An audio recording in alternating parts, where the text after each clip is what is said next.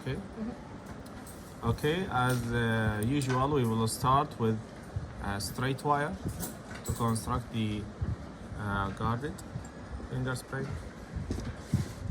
First of all, we try to straighten the wire as much as possible.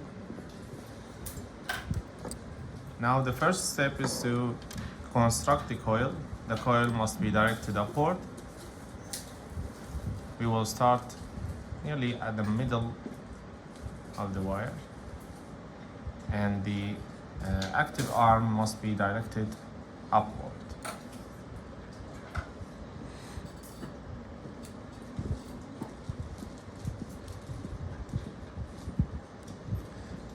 I will consider this one as an active arm and this one as the tag side.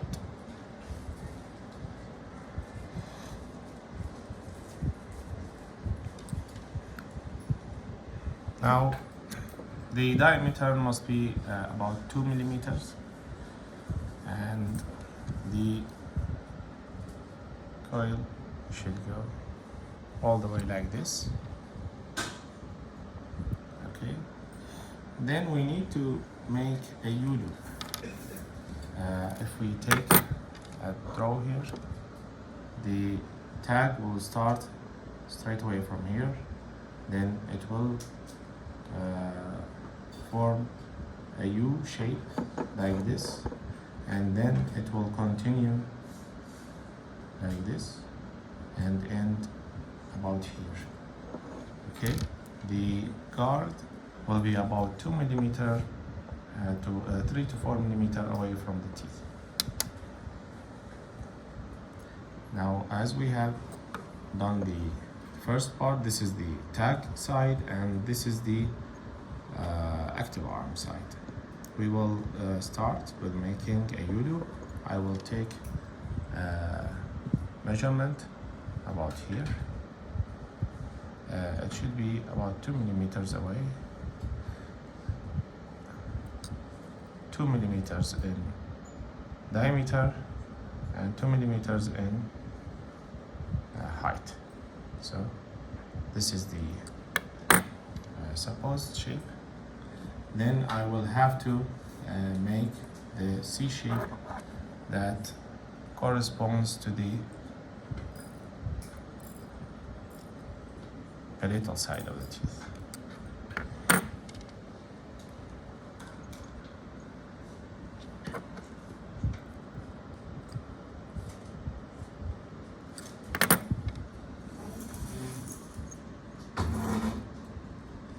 Now we need to increase.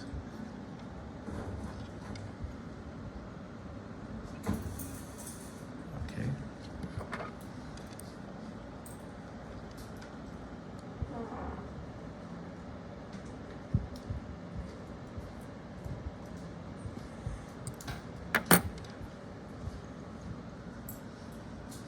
The same rules apply to the guarded finger spring as the coil position from the midline and from the mid of the tooth, targeted tooth. Now, as we have constructed the guard, we have to make the curvature so it's well adapted to the palatal side. I will grab it from here and make adaptation in vertical dimension. As you can see now, it's fully seated over the palatal side. Okay, now we will start making the active arm side.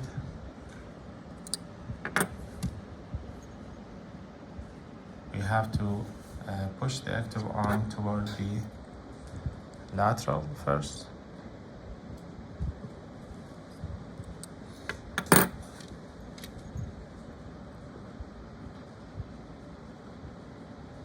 Okay, now we have to make a measurement that indicates the site of the crank.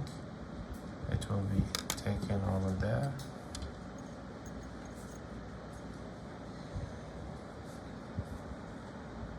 This is the crank. Now this is the usual construction for the finger spring. From here and on, it's the usual construction of the finger spring.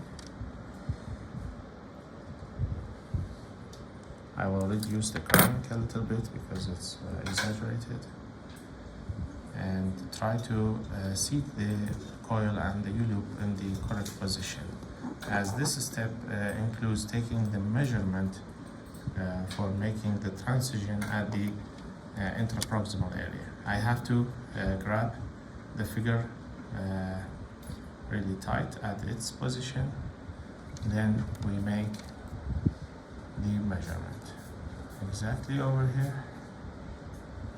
Now the effect of grasping the wire before the point, at the point, or after the point, I have explained that for you. Now as I have done the point over the place, so I will grab on it and make a test bend. Do not make the bend all the way from the beginning because it's sometimes deceiving. It will not give you the correct shape. So we will take a look. Okay, the side is good and the bend direction is good. We'll go ahead and complete the bend. As we can see now, our finger spring is constructed from this side really well. I will have to now adjust the position of the guard. We will do that by increasing the bend here a little bit. It will lift the guard upward.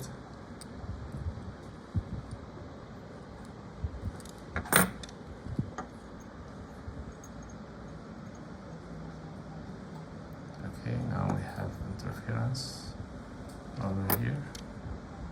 So I will take the right angle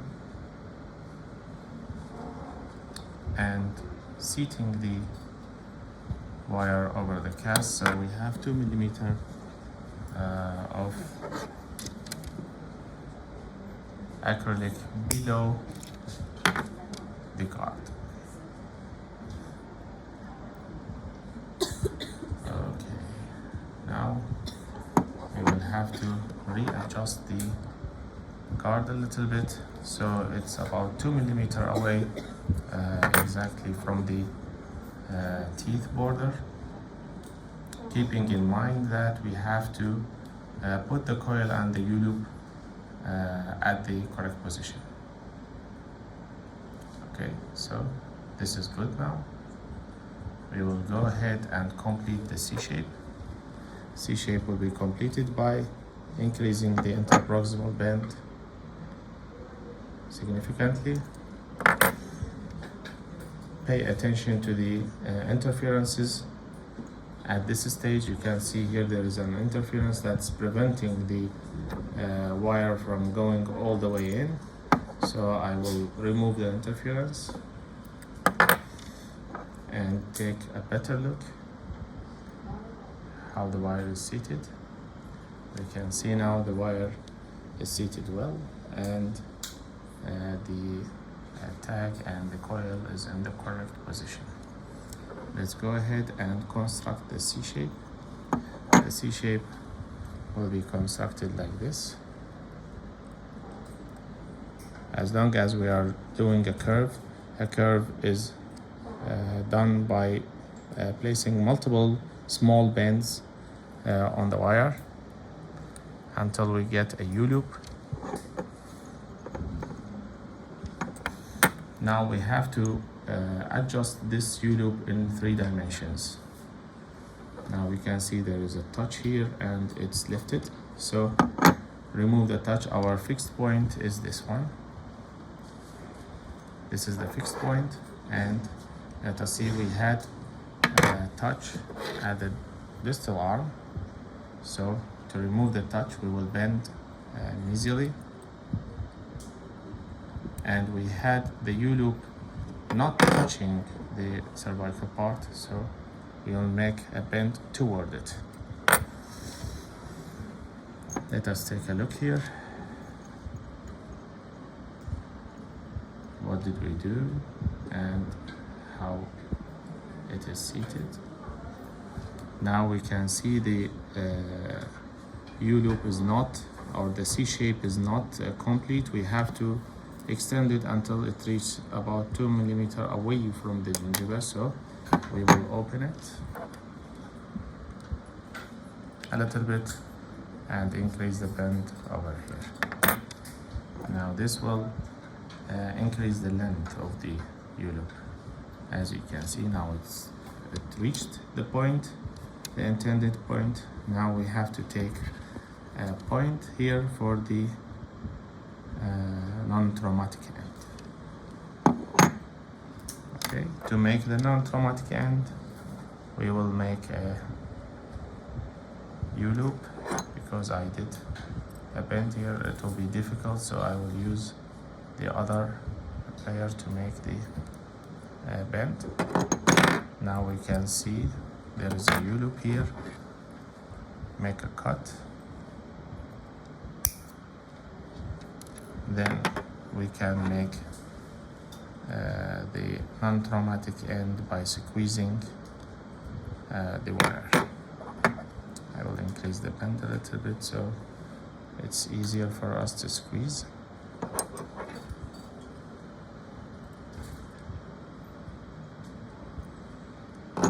This is if the wire is short, how you can bend it. You can use 2 players to bend it. Now, as you can see, the non-traumatic end is done. We will go ahead and make a check because we might have done something wrong. As you can see, the wire now here is bent too much toward the mesial. We will extend it. Then we go ahead and make another check. We have to take the non-traumatic into the embrasure area. So to take it over there, we will make a bend like this toward the inside. Now taking a look here, the C shape is completed, the crank is generated, the coil is directed upward, and the guard is formed 3 millimeters away from the teeth. Thank you.